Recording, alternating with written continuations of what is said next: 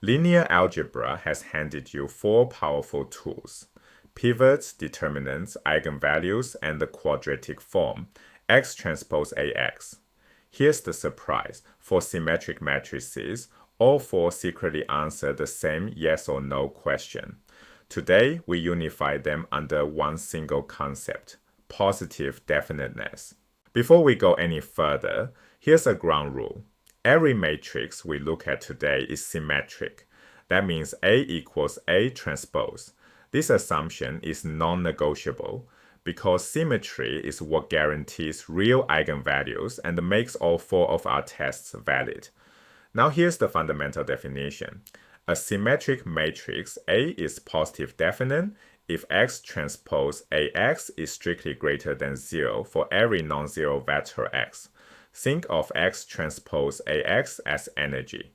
Positive definite means the matrix produces positive energy in every direction, with zero energy only at the zero vector. This single condition, energy positive everywhere, is the master test. The other three tests we'll meet are just different windows into this same truth. Let's unpack x transpose Ax for a generic 2x2 symmetric matrix. Write A with entries A, B, B, C along the rows. The two B's match because the matrix is symmetric. Now take X to be the column vector with components x1 and x2 and multiply out x transpose Ax. Working through the products, you get A times x1 squared plus 2b times x1, x2 plus c times x2 squared. This expression is called a quadratic form, a homogeneous polynomial of degree 2 in the variables x1 and x2. Positive definiteness asks a clean geometric question. Does this polynomial stay strictly positive for every non-zero input vector? That is the geometric soul of the test we set up in the previous frame. Here are the four equivalent tests for positive definiteness. Test 1. Every eigenvalue of A is strictly positive. Test 2.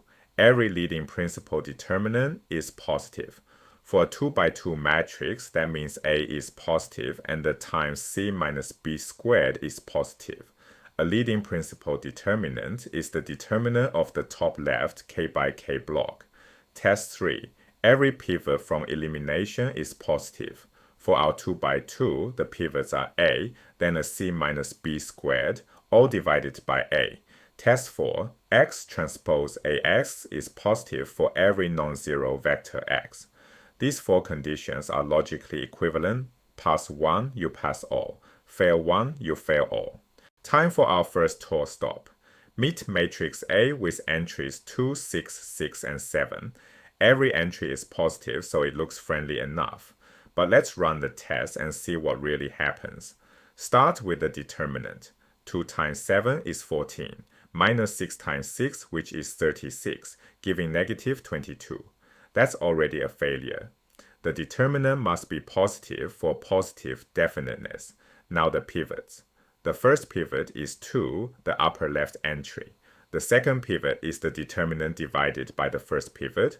That's negative 22 over 2, which equals negative 11. So one pivot is positive and one is negative. Finally, let's plug a specific vector into the quadratic form. Take x equals 1, negative 1. We get 2 times 1 squared plus 2 times 6 times 1 times negative 1 plus 7 times negative 1 squared. That simplifies to 2 minus 12 plus 7, which equals negative 3. Negative energy, the quadratic form goes below 0. Every single test agrees. This matrix is indefinite, not positive definite. The lesson here is clear. Having all positive entries does not mean a matrix is positive definite. Now let's look at our second matrix. A equals 2, 6 on the top row and 6, 18 on the bottom row. Watch carefully what happens here. The determinant is 2 times 18 minus 6 times 6. That is 36 minus 36, which is exactly 0. The trace is 2 plus 18, equal to 20. So the eigenvalues, which must sum to 20 and multiply to 0, are 0 and 20. One eigenvalue has collapsed all the way to 0. If we try elimination, we get only one pivot, namely 2. The second pivot would require us to divide by 0, so it doesn't exist. Now look at the quadratic form.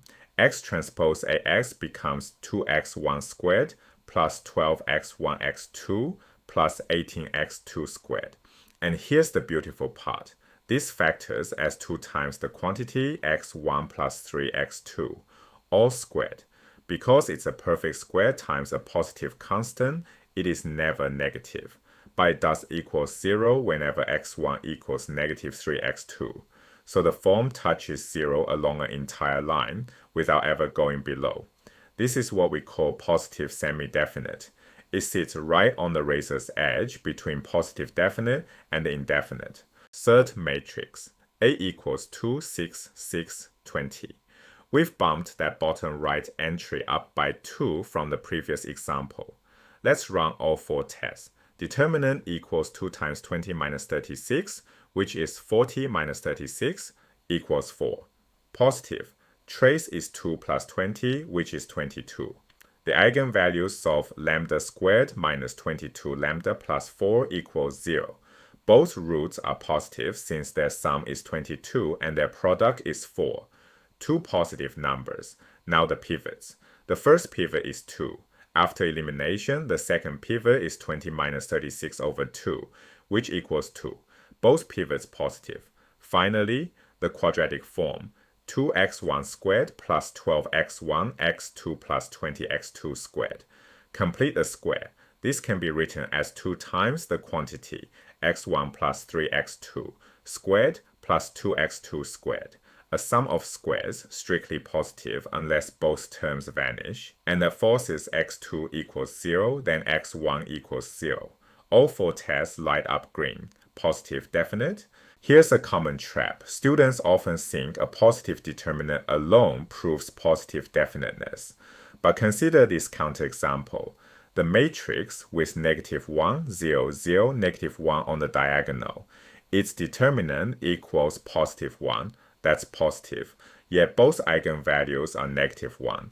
This matrix is actually negative definite, the exact opposite of what we want. So what's the fix? You need every leading principal determinant to be positive, starting from the top left 1 by 1 block. The single number a must be positive, and then ac minus b squared must also be positive. Both conditions, not just the last one. Now let's zoom out and look at this geometrically. The quadratic form x'Ax is a function from Rn into R. So let's plot it.